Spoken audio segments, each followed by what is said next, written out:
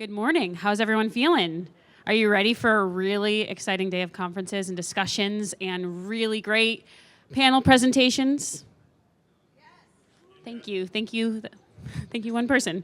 Okay, so we'll kick it off for a really, this is honestly the public sector breakfast are my favorite topic discussion of CoMotion because you have the really unique opportunity of hearing directly from civic leaders about their challenges.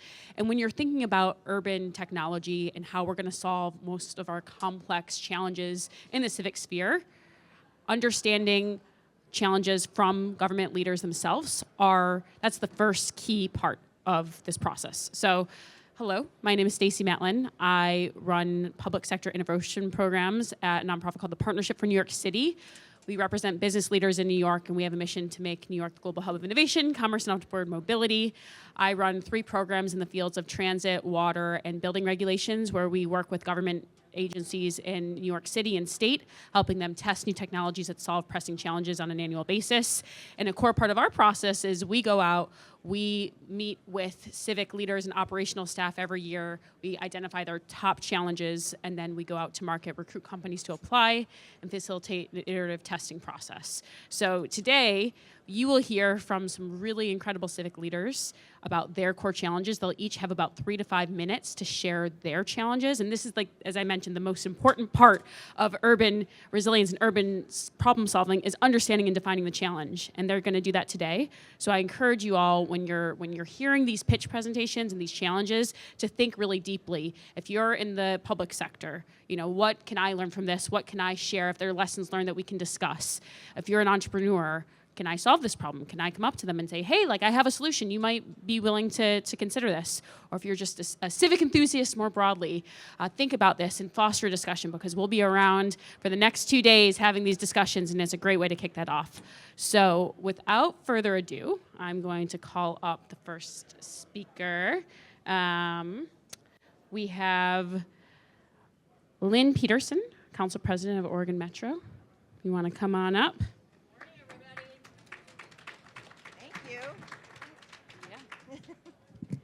Good morning. Where are you all from? Public sector, raise your hand. Okay, private sector. Okay, awesome. My name is Lynn Peterson. I am the Oregon Metro Council President. I represent the entirety of the Portland, Oregon region. We have the only elected regional government in the country, and our responsibilities are from long-range planning, which I will talk to you about today as my pitch to you, as well as all the waste management for the region. All of the venues, like the Convention Center, the Oregon Zoo, also are under our purview, as well as 20,000 acres of parks for restoration of habitat to make sure we have clean air and clean water as we grow in the region, and affordable housing, and a homeless service measure that we are working on to reduce chronic homelessness to 0. So we have quite a diverse portfolio, but one of the things that we have to do, we get to do, which is very exciting, is that we have the 50-year plan. Right now we have the 2040 growth concept that was adopted in 1998 when I actually worked there as an entry-level planner. And we are well on our way. We were the first region to ever do scenario planning, and now everybody does it, but we were the first region to do scenario planning of what do we want to be when we grow up, 50 years, right? So 2040 seemed like a long ways away in 1993, 1995, 1998, when we finally adopted it. It changed the course of how we look as a region and how we live as a region. In other words, we've made investments, not just in bus and transit, light rail, but in our land use. So all 24 cities changed their zoning and their codes in order to create a more transit-friendly region. And we have now developed many of those corridors out, but now we're looking to 2070, 2050. We're looking far into the future, 2070. I will not be around. Many of your children will be around. I ask you today, as we start to unveil this to the public in terms of how do we think about what do we need, what do we want to be, what would you suggest that we need to include in the portfolio of conversations so that not only are people living with full accessibility and full opportunity and full health, but also for the private sector, what do we need to consider embedding into this plan for economic development and pushing forward on technology. So that's really where we're going in the region of how do we do that. And we really do have the authority to change the way our region works. But it takes everybody's buy-in. So it has to be pretty exciting in order for everybody to buy in. And I would love your ideas on how to view the future and embed what you need to have for the future in that plan. Thank you. Thank you, Lynn. All right, next up we have Maureen Madden, Transportation Planner, DC Department of Transportation. Who's going to speak about some buses and bus lanes. Yes, thank you. Good morning, everybody. I am Maureen Madden. I'm from DC Department of Transportation, DDOT. I am a transportation planner on the bus priority team, so going to be much more kind of specific ask out here today. So in DC, we're very fortunate. We have a bus priority team, and we have a bus priority plan. It's 70 miles. It's mapped out. It's where there's high ridership, where there's high frequency, and where there's a lot of congestion. So it's baked into our long-range plan, which is great. We have buy-in from leadership, and our team is currently chipping away at building out that network. So we have that foundation piece, which I think is really important. The next question we always get is, how are you going to enforce the lanes? We've been tackling that also with our partners at Hayden AI, that might be here today, and WMATA, who operates our buses. So for almost a year, we are able to give out citations for people that are in the bus lanes. And we have a lot of data. We don't have a lot of public finding yet, but it's not a silver bullet, right? Our lanes, unfortunately, are still somewhat blocked. So it hasn't been a silver bullet, but the data has really been helpful in showing us. So originally we're like, okay, well, 500 block of Pennsylvania Avenue, always blocked. Now we can look much more granular at the data and say, well, why is it blocked? It's 524, right? And that's always where we're seeing the blocks. And so we're now able to look more and say, oh, well, we have a loading zone there. We put that into our plan, but the loading zone is not enforced. So now we have cars that are parking there. And when we talk to a lot of the delivery drivers, they're like, they're very honest with us. They're like, if the loading zone's full, we're going to park where we need to deliver for our customers. So my first ask is there a way that we can, now that we have really targeted where a lot of these areas are that need better enforcement, that we can work with partners to enforce the loading zone so that doesn't creep out and block our bus lanes, because a lot of the integrity of our program comes from our buses being reliable, not getting blocked. We don't want to give out tickets. We want there to be $0 coming in for this program because we want our lanes to be clear. So we want to be really proactive on that.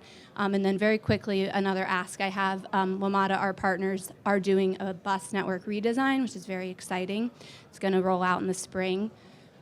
It means a lot of sign changes. We have about 3,000 bus stops. Some routes are changing. So understanding how that partnership can work from our WMATA partners telling us where they want the new stops, to us being able to digest what that means and really where they're going and work with our sign shop. They have a lot of other work orders. This is not their top priority. So it's really important that we have a seamless transition to this new network redesign, because Hayden AI, they can't enforce zones and they can't send out citations if it's not signed correctly, right? So it's really important that we get this piece right when we put this new network redesign in. So I'm asking, anyone out there has ideas of how to streamline that, kind of turn what I see as a really big headache, something I'm quite nervous about, into an opportunity to maybe better digitalize our curb management and create a better system going forward, because we are always changing signs. I'm sure all are doing that. If we have a better system to doing that, that would be really helpful for us. So any help, I'm around, coffee, whatnot, it would be great. Thank you. Amazing. Thank you. All right. And now we have Connie Lewin, Managing Director of Miami-Dade Innovation Authority, talking about open challenges in Miami. Good morning. All right, you can hear me? Great. Awesome. I'll stay here. So, first of all, this is my first time here at CoMotion LA, and I'm really excited to be in this room because I think all of you can help us with the latest innovation challenge that we launched just this month. So, for context, my name is Connie Lewin. I'm the Managing Director at Miami-Dade Innovation Authority, and we are an independent nonprofit that works closely with Miami-Dade County to stand up innovation challenges to address pressing areas of quality of life. That includes climate, health, housing, talent, and what I'm excited to talk about today, mobility. So how do we do this? We have a unique Public Innovation Challenge program, which is a competitive open innovation call inviting startups from around the world to test their technology in Miami-Dade County. And the best part is, MDIA, we provide funding to these startups in the form of an equity investment of $100,000 to defray the cost of doing the pilot in Miami-Dade County. So our latest challenge, in partnership with the Department of Transportation and Public Works, is really focused on enhancing transportation and traffic management during high peak special events. I don't know how many of you have visited Miami for some special event, whether it's Art Basel, a sporting event, a Heat game. Can I get a sense? Okay. So we know how frustrating it might be to get from point A to point B, whether it's not knowing how to navigate the existing public transportation, not knowing the best roadway to take to get to that game, not knowing where the best parking is available. And so our challenge is really focusing on identifying solutions that can help the county reimagine, enhance, and improve transportation management for not only the 2.7 million residents who live in Miami-Dade, but the 27 million annual visitors that we get attending these special events.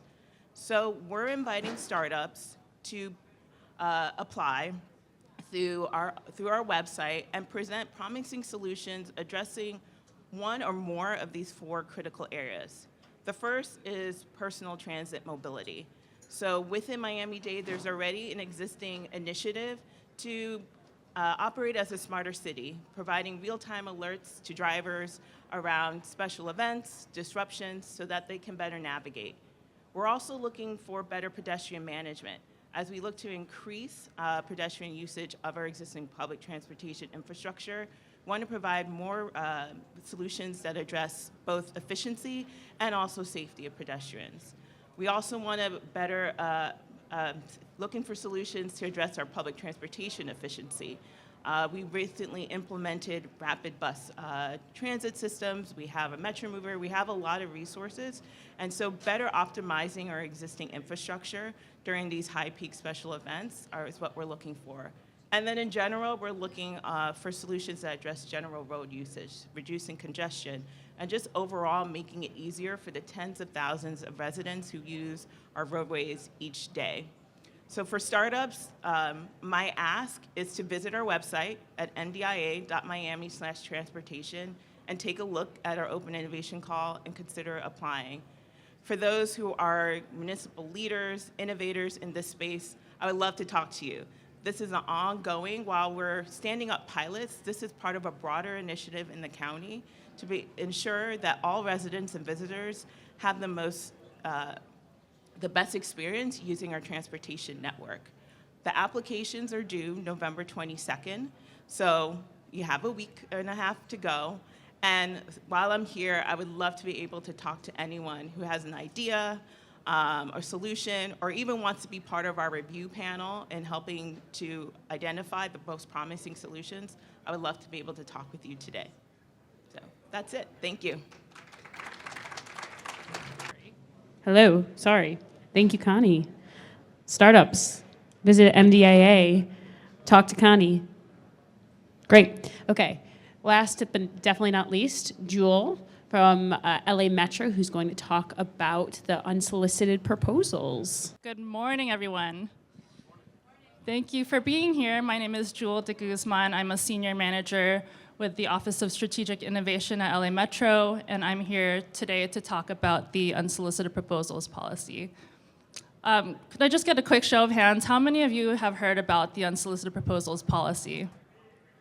Oh, great. Okay, there's some new folks, some folks that are already familiar with this, but hopefully you find this information valuable. I have a slide deck here. So what's an unsolicited proposal? An unsolicited proposal is an opportunity that the agency allows organizations, vendors, even our own staff to submit a new idea and create an opportunity where one did not previously exist. The purpose of developing an unsolicited proposal is eventually to result in an open solicitation, and it's a response to a formal or informal request that has not been issued by Metro. So just a little bit of background to the unsolicited proposals policy. It's been an active policy since 2016. And since then, we've received more than 280 proposals. About 12% of those have gone to implementation. And one thing to note is that the policy is currently being updated. We conducted an internal review in 2021 and have received new direction from the board that will help align the policy more with Metro's goals, initiatives, and priorities moving forward. A few of the benefits about an unsolicited proposal are that they help drive innovation within the agency. As I mentioned, they create opportunities where they did not previously exist. They create business opportunities for the market. And one other benefit that I see on a daily basis is really they break down silos within the agency. So when we receive an unsolicited proposal, we convene a review team that consists of many folks across different departments: security, safety, customer experience, IT, and what we're doing is convening these folks to evaluate and review the proposals to determine whether or not it's something that we want to move forward with. So what do we look for when we receive an unsolicited proposal? First and foremost, we're looking at the technical and financial merit of the proposal. We're looking to see if it aligns with Metro's goals and priorities. Does it align with values that we've set out for the agency? We're looking at the capacity and excitement of the subject matter experts within Metro to be able to carry out this work. If they don't have capacity to help move this work forward, then we're not able to move this project forward or these proposals forward. We also look to see if the submitter has the ability to actually fulfill that project. Have they demonstrated the expertise to be able to do what they say they're going to do? And the last point here is there's no guarantee that the submitter will be the one that's selected in procurement. So I mentioned that the unsolicited proposals is not a way to circumvent Metro's traditional procurement policy. Rather, it's another avenue in which Metro receives new ideas. So what are the potential outcomes of an unsolicited proposal? There's four. The first is a rejection. This is the most common outcome of an unsolicited proposal. There's many reasons why an unsolicited proposal might get rejected. Oftentimes, maybe there's no technical or financial feasibility of the proposal. It might be an idea that Metro is already procuring for or already in the business of coming up with a solution for. The second outcome is a proof of concept. This is an opportunity to conduct a no-cost to Metro pilot of a short duration for a limited period of time to validate that technology or approach. The third outcome is what we call a supplementary review. This is really just an opportunity for Metro to understand more about the financial and technical feasibility of a proposal. And last is the advancing a proposal to implementation.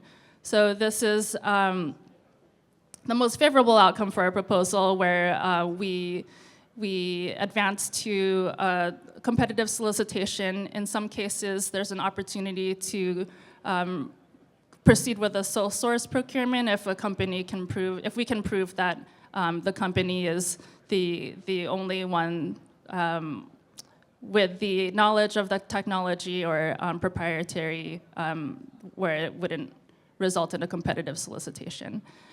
So one quick note to highlight here is the existence of a blackout period. And this is important to know for both the submitter and for Metro staff. Once we receive a proposal, you enter a 120-day blackout period, or for however long the review team is reviewing the proposal for. And this is a state and federal procurement policy guideline of the blackout period, which means that the proposer cannot interact with Metro regarding the details of their proposal. Metro can reach out back to the proposer to ask clarifying questions, but this blackout period really exists to the benefit of the proposer so that the review team remains impartial to the review. So some examples of successful unsolicited proposals in the past, I have two here. The first you may have heard of is Metro Micro. This is Metro's microtransit program. This was an unsolicited proposal in 2016 that began service in 2020 and still exists today. The second is our Throne Smart Mobile Bathroom pilot. You may have used or seen these bathrooms at some of our key Metro stations. This was an unsolicited proposal in 2023 by Throne Labs. And it's a mobile bathroom that allows you access through your smartphone. It's data-driven, that tracks damages and usage by participants. And this was a proof of concept in 2023 and continues to exist today, and we're looking to expand this as well.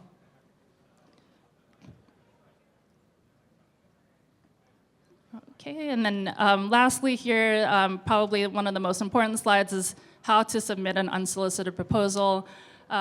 First, we really encourage folks to do their homework. We want you to understand what Metro's goals, priorities, values are, and you can read about those goals and priorities through the agency's strategic plan, which we call Vision 2028. You can look at the mobility concept plan, which outlines the priorities for the 2028 games. You can look at the Measure R and Measure M expenditure plans. There's a lot of documentation and plans on our website that could clue you into what the agency is looking to accomplish. I encourage you to read the unsolicited proposals policy. This is also found on our website. There's a link on this slide. And once you've done your homework, you can submit your proposal to the unsolicited proposals email, unsolicitedproposals@metro.net. And one thing to note here is that your proposal must include what we call Exhibit C. This is an attachment on the website that lists the company's name, some of the basic overview of the proposal, the scope, the financial aspects of it as well. So that's how to submit an unsolicited proposal. And I think that's it. Thank you so much. And before I end, I just want to give a plug to a new initiative that Metro is taking on in partnership with ITS America, an innovation reverse pitch opportunity. If you have more questions, please reach out to my team, Marcel Porras and Slita Reynolds. They can answer more questions about that effort, as well as the unsolicited proposals policy. I also have Daniel Bernstein and Carrie Semples here as well, if you want to raise your hand. If you have any questions about any of these efforts, please feel free to reach out to one of us throughout the conference. Thanks so much. Thank you, Lynn. All right, I'm going to ask all the panelists to go up on stage. We're going to have an invigorating discussion now. So folks in the audience, I'm going to go up here.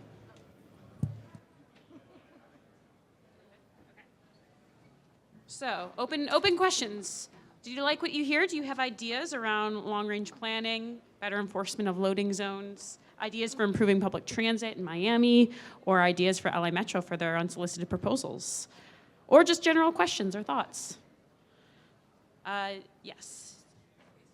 Here, sorry. We'll run around.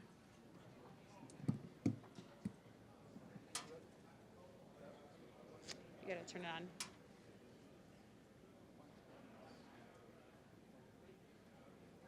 It's not working.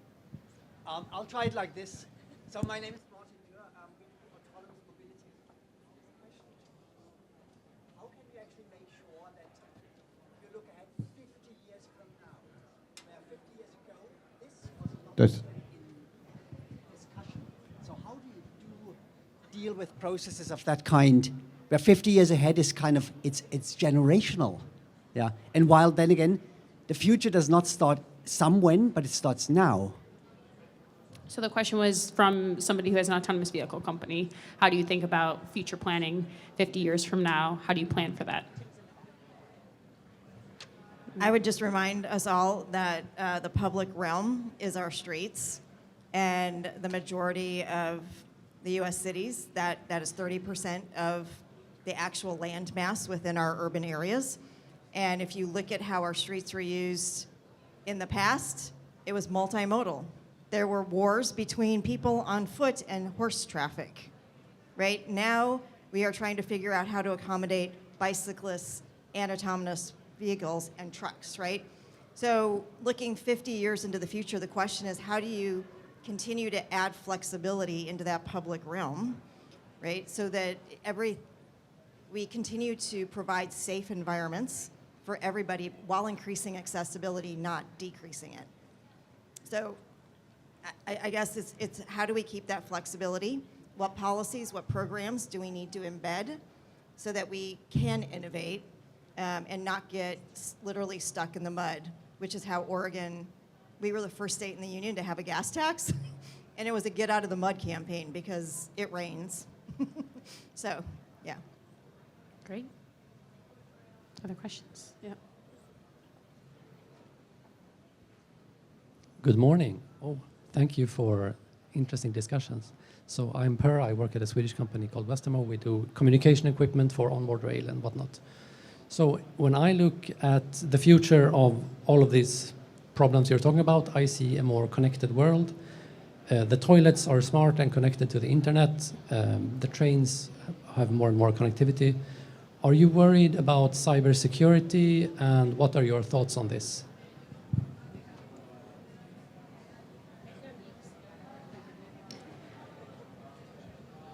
I can take this one to start. So I run a process in partnership with the MTA, New Jersey Transit, New York City Department of Transportation, and Port Authority of New York and New Jersey. We have an annual challenge process similar to what Connie does with MDIA, where we host open challenges and we recruit and test technologies. Cybersecurity is probably the #1 challenging part around running these technology tests.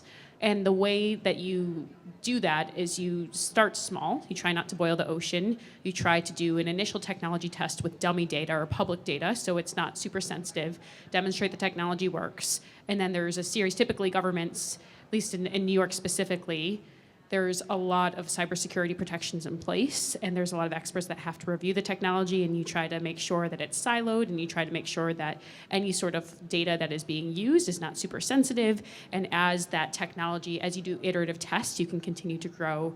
And then eventually, as the technology is tested and make sure that there's protocols in place around tracking and protecting for cybersecurity, you go from there. But it's a series of iterative tests and starting really small. But I don't know if anybody else has any other thoughts around cybersecurity. I would just say, I said we were the first state in the union to have a gas tax, and we will probably be in the leader of getting rid of the gas tax and going to a road user fee. Part of the issue with moving to a road user fee is security issues, perception and real, and the government tracking you. So we have started out very small with a lot of small pilot projects and volunteers to move that forward.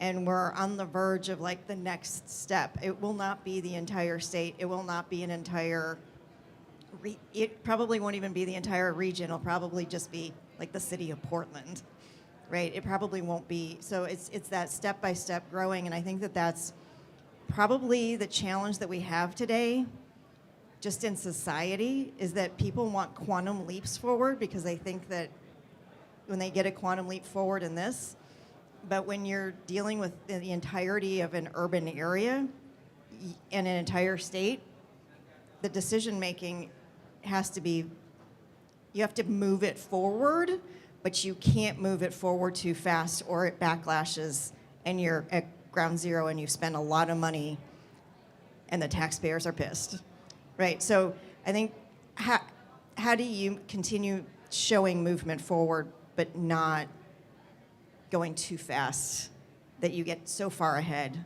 of the folks who are actually voting on things? Yeah, I think there's a balance there.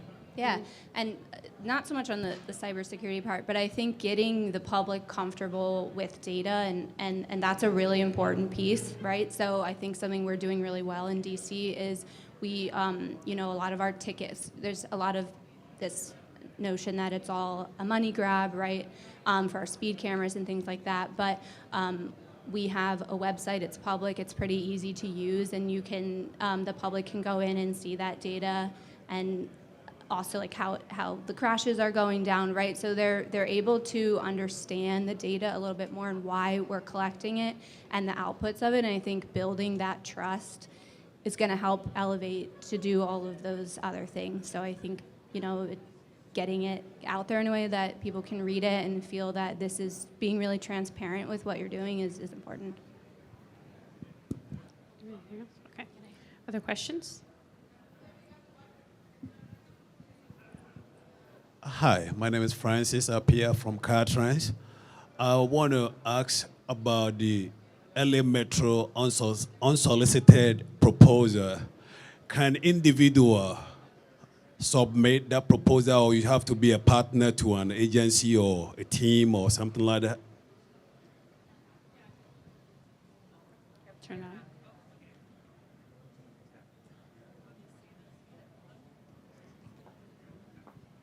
Test. Oh, okay, it works now. Yeah, thank you for the question. The question was, can an individual submit an unsolicited proposal, or do you have to be associated with a company? I'll say that an individual is welcome to submit an unsolicited proposal. However, one thing that we do evaluate when we receive an unsolicited proposal is the ability for the submitter to carry out that project. And so if you as an individual are able to implement that project on your own without the support of a company, then you're welcome to submit the proposal, and any proposal will get evaluated with that lens. So I think for many folks, it does make sense to associate yourself with an organization or a company that can help provide that financial and technical backing to whatever it is you're looking to implement. But we do welcome proposals from organizations, individuals, entities, corporations, nonprofits, you name it. Yep. Do you want to?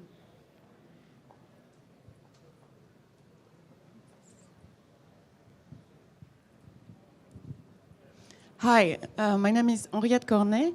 I work at, my company is really targeting non-riders of public transit and try to see how we can increase really the number of people using transit for those who are like car dependent in a way, either by choice or because they don't have other way to move around the city. And my question to all of you is like, do you have methods already in place beyond the usual travel demand management to understand why this, why people are kind of stuck with their car, not only from an accessibility point of view. I mean, we know the basic of why people use their car in the city, but going a bit beyond, like, do you have methods or way you have talk directly to non-riders? I'd be very interested into how you grasp their feelings around transit.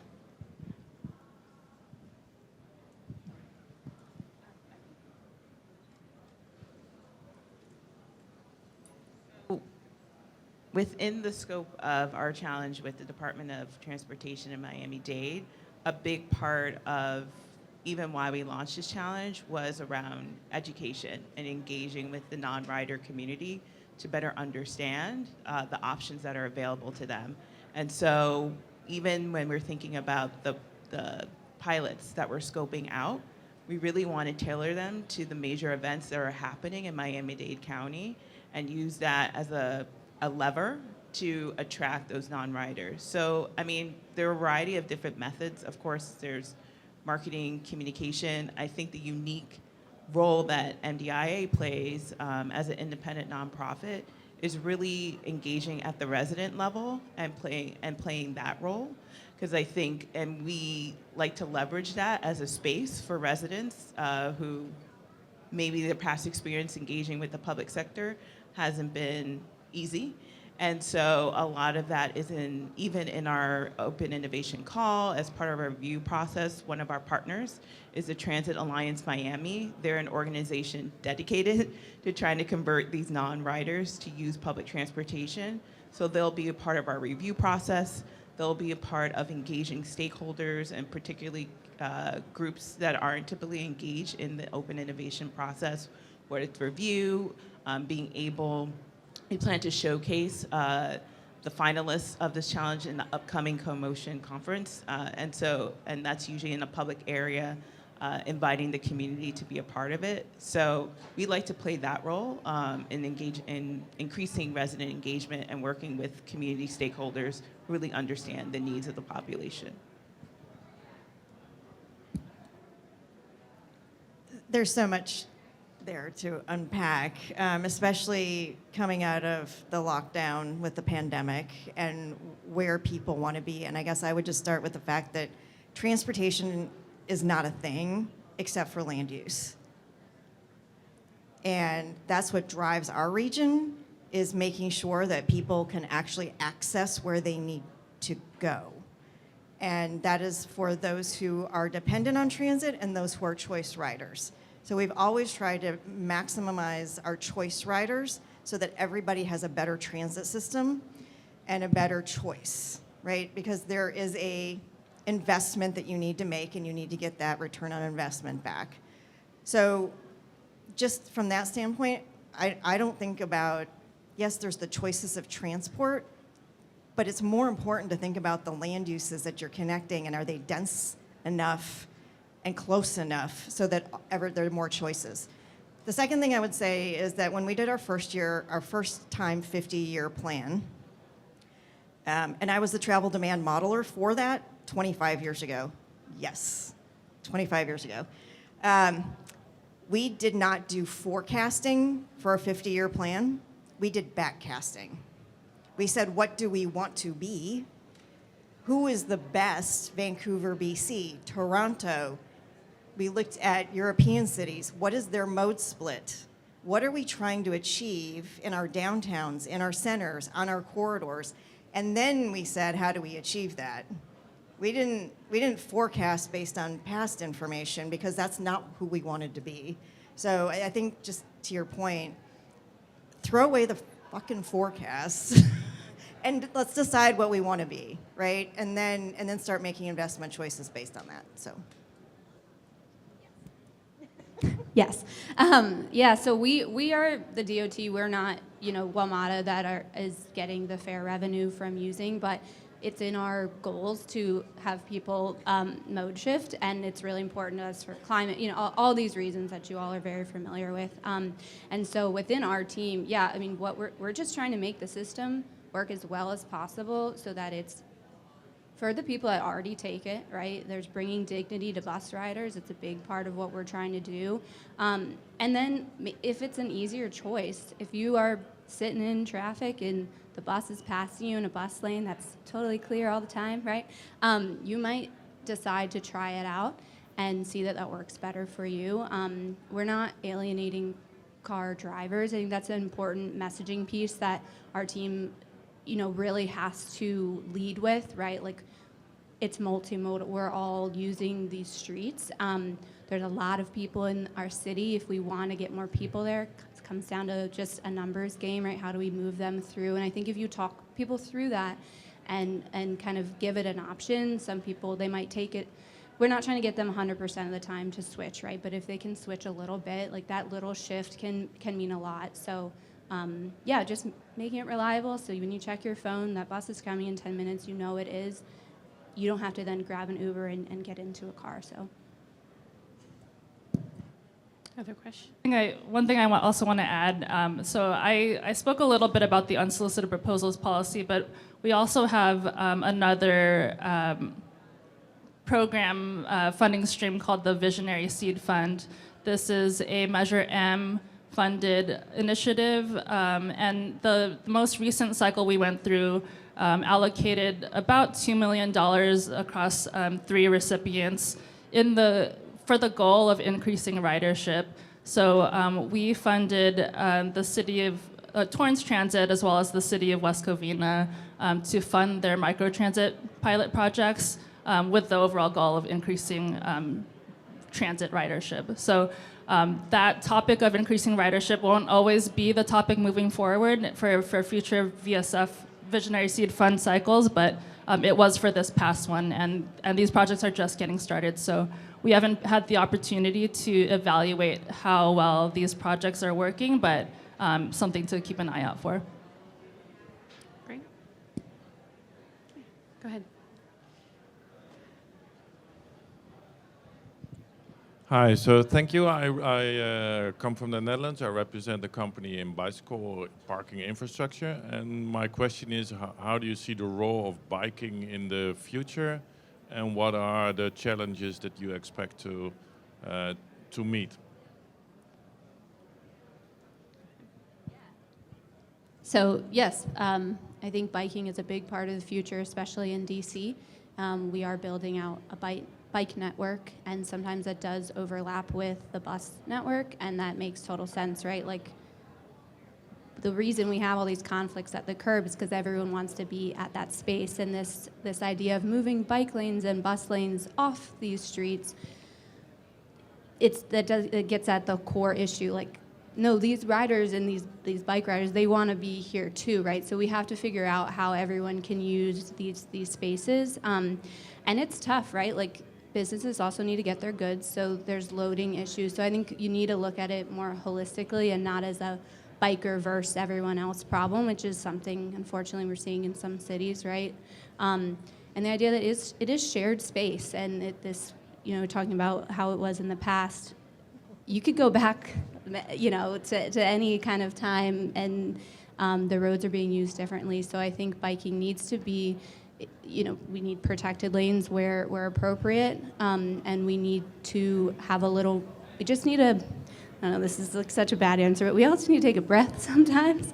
We're all trying to use the space, and I think it has to be put into cities' long-range plans, and it has to be thought about. You can't just throw in a bike lane as an afterthought, right? Like, they are connected to. You can't lead them out to the middle of, 6 traffic lanes and okay, bike lane ends, you have the sign. Well, okay, great, like, I'm on a bike, right? So we really have to be intentional about building those out, because that's the only way you're going to get people to use the network. We get a lot of time in DC, no one uses the bike lane. 1, that's not true. 2, sometimes we'll figure out why is that happening, and maybe can build from there. But yeah, I think they're great. The e-bikes, the rentals are totally changing the game in such a great way. So look forward to what happens next. Is this on? Yeah. I think we're experiencing a little bit of a setback in the United States because of the lockdown, and our downtowns are struggling to come back at full capacity. So that is usually where the infrastructure has been already built out. A lot of our businesses in downtown Portland have moved out to the suburbs, where the bike network is not yet complete. So it's a good thing, because now there'll be demand, right, for more choices the further out you get from the core. And it's something that I think every U.S. city has struggled with, is outside of the core, in the inner city, how do you build out that network? Portland, I think, just over time went with on-street, and that has made it more difficult rather than the off-street.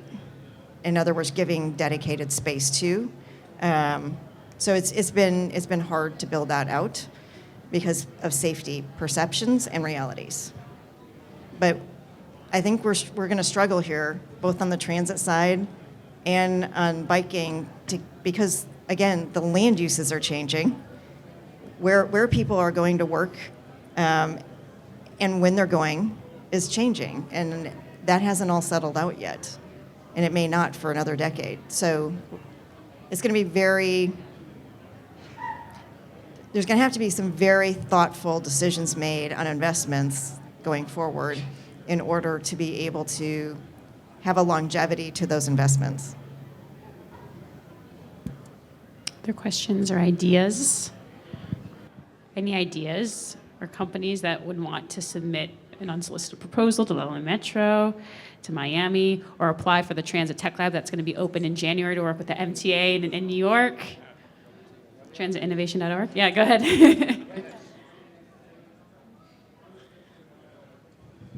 My name is Antonius. Thank you very much for having us. I'm also from the Netherlands, but I'm here in the US for 13 years in New York City. Our idea was yesterday, coming up out the meeting with LA Metro, to have double-tier bike parking on one parking spot of a normal car, 8 by 12, instead of 7 bikes, what we now see on the pedestrian side, even on the roads. We can do 26. So our idea is we can implement that to your hubs. You have 50 of those hubs in LA. So I submit an unsolicited proposal. Love it. Love the pitch. And you are all witness now. 26 bikes, double-tiered, parked on the same parking spot, saving space. And that is to your point as well, because that's a problem. And you know, in New York, there is no space. There is no space anymore.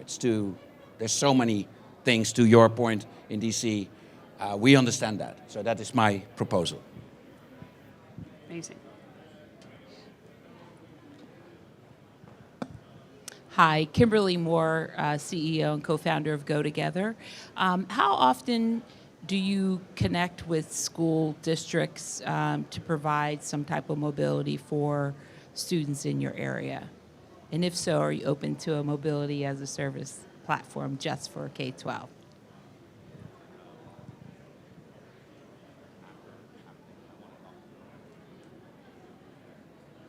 Great question. I'm less familiar with the LA Metro's school initiatives. I know we have them, but yeah, I'm happy to talk more about it and do what I can to connect with the folks on the agency side who are doing that work and see what we could come up with.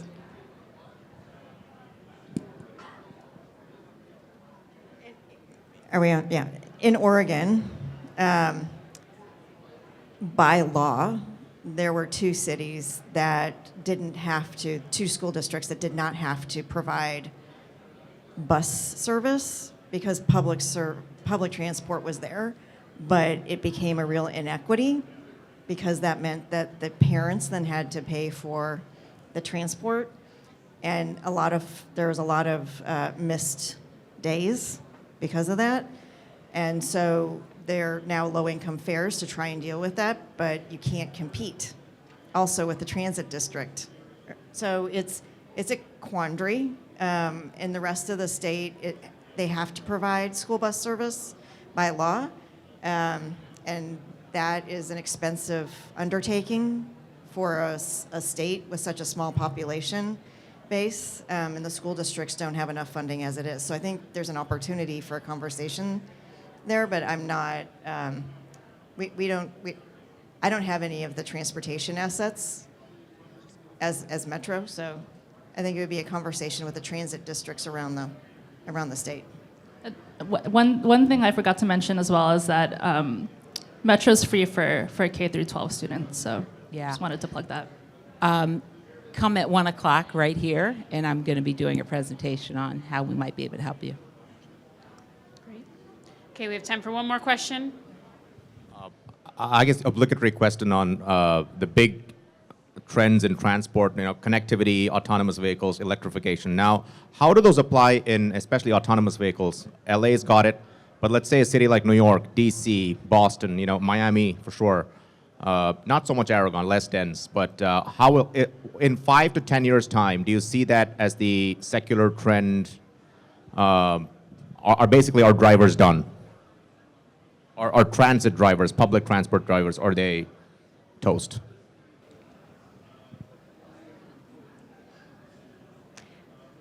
Can autonomous vehicles right now drive? Sure. Sure. What's the role of public transit and autonomous vehicles? For Miami-Dade, I think there always will be a role for public transit, and there's more investment focused on increasing public transit in Miami-Dade, because as the density increases, particularly focusing, as Lynn mentioned, on land use, affordable housing, workforce development, all of these are critical.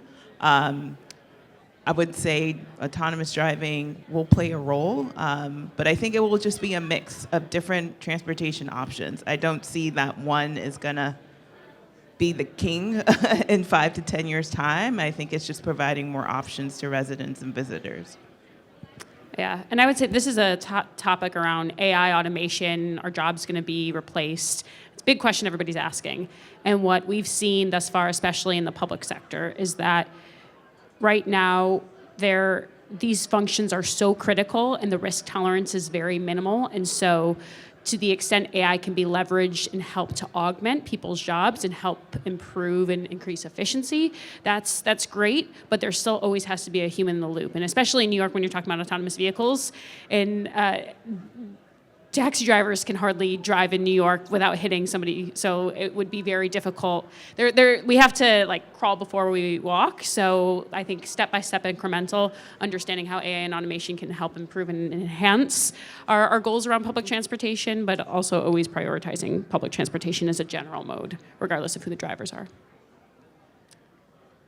Okay, I think with that, we are at time. So thank you everybody so much. Give a hand for our incredible panel, and go speak to Jewel, Connie, Maureen, and Lynn all about your ideas and how you can help solve some of their challenges. Thank you.